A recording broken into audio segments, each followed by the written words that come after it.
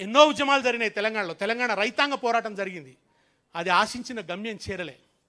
అర్ధాంతరంగా అణచివేతకు గురైపోయింది. దుఃఖం. భూమి కావాలన్నాడు, భూమి రాలే, చేతులున్న తుపాకీ కూడా పోయింది. తర్వాత 69 ఉద్యమం జరిగింది. అది కూడా అర్ధాంతరంగా విరామానికి గురైంది. జయశంకర్ గారు అనేది విరామమే తప్ప విరమణ లేదు అనేవాడు. అది విరామానికి గురైంది. ఆ రోజు పిచ్ బ్యాట్లింగ్, ఒక రణక్షేత్రంలో అటు పోలీసులు ఇటు ఉద్యమకారుల నుండి కొట్లాడిండ్రు. రక్తం గారింది. తెలంగాణ నేలను రక్తంతో తడిపిండ్రు. నేను ఎప్పుడూ ఒక మాట అంటా, కేసీఆర్ వచ్చేదాకా ఈ నేల మీద పారింది రక్తమే, కేసీఆర్ వచ్చిన తర్వాతనే సాగునీరు పారింది తెలంగాణ నేల మీద.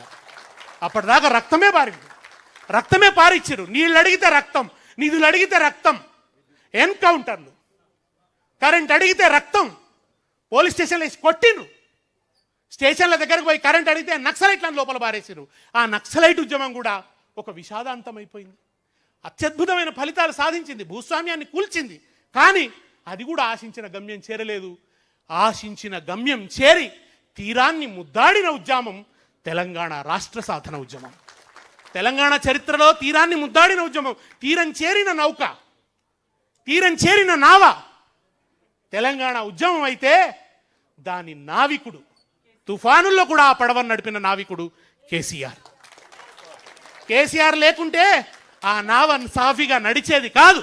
ఇవాళ అనేక మంది మాట్లాడేటోళ్ళు మోపైనరు, అనేక మంది దాన్ని క్లెయిమ్ చేసుకుంటారు. సక్సెస్కు అనేక మంది వారసులం అంటారు, ఫెయిల్యూర్ అప్పుడు ఎవడు రాడు. కానీ 2009లో సార్ కొంచెం దెబ్బతింటే రాళ్ల మీద రాళ్ళు వేయాలని చూసిండ్రు. తెలంగాణ అయిపోయిందని మాట్లాడినరు. వాళ్ళందరూ ఇవాళ మేమంటే మేమని మాట్లాడుతున్నారు. అందుకే ఒక ఆఫ్రికన్ సామెత ఉంది, కేటీఆర్ గారు కూడా ఎప్పుడు చెప్తారు, సింహాలు తమ గురించి తాము చెప్పుకోకపోతే వేటగాళ్ళు చెప్పే పిట్ట కథలే చరిత్ర అవుతాయి. కనుక ఈ వేటగాళ్ల పిట్ట కథలే ఇవాళ చలామణి చేస్తున్నది పచ్చ మీడియా, ఎల్లో జర్నలిజం. ఇవాళ దాన్ని ప్రచారం చేస్తున్నారు.